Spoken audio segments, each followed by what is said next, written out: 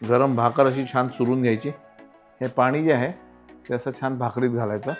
क्या बात आहे।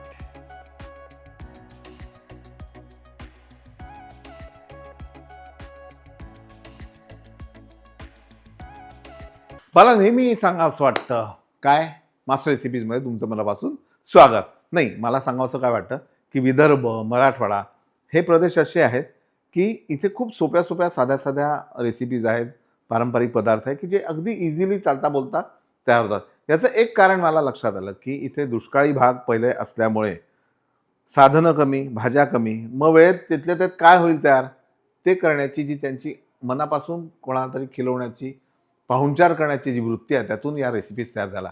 त्यातलंच एक आहे खूड मिरच्यांचं पाणी। अतिशय साधी, सरळ, सोपी, लागते तेवढीच उत्तम। अगदी बहिणाबाईच्या जेव्हा आपण ओव्या ऐकतो त्या ऐकताना कसं वाटतं तशी ही रेसिपी खाताना वाटतं। चला सुरुवात करू। यासाठी सर्वात आधी लसूण, जिरे आणि मेथी दाणा हे आपण थोडंसं ठेचून घेऊ। हे असं ठेचल्यासारखं करायचं आणि अगदी बघा तुम्ही बोलता बोलता हा जो वेगळा मसाला आहे हा तयार झाला। तेल,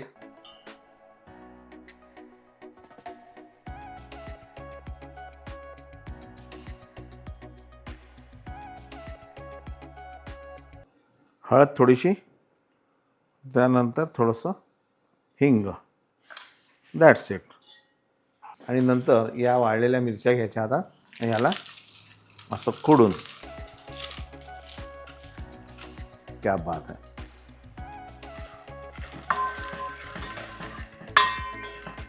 छान परतून घ्यायच्या।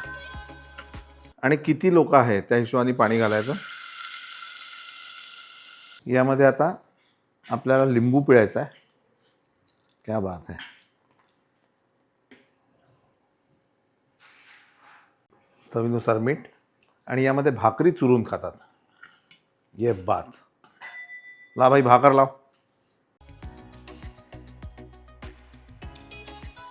गरम भाकर अशी छान चुरून घ्यायची।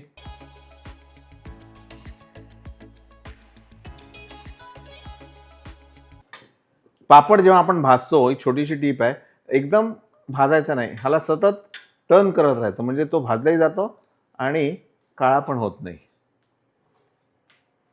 बघा किती छान पापड तयार झाला।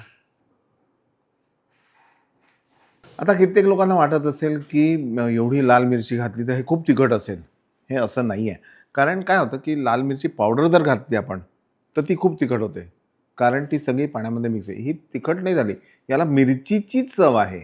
लाल मिरचीची जी चव असते हे तिखट चव नाही, लाल मिरचीचा स्वाद तो आहे आणि तिखटपणा मॉडरेट आहे, आय गॅरंटी।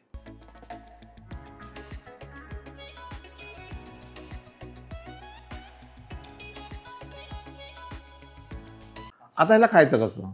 एक छान भाकरी चुरून घेतली तुम्हाला दिसत असेल। हे पाणी जे आहे ते असं छान भाकरीत घालायचं, चुरलेल्या भाकरीमध्ये। क्या बात आहे। आणि नंतर याचा आस्वाद घ्यायचा आपल्याला।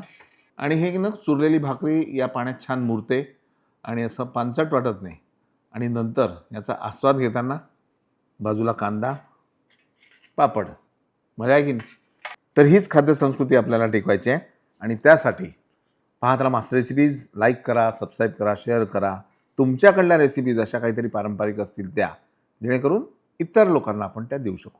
ठीक आहे, थँक्यू, नमस्कार।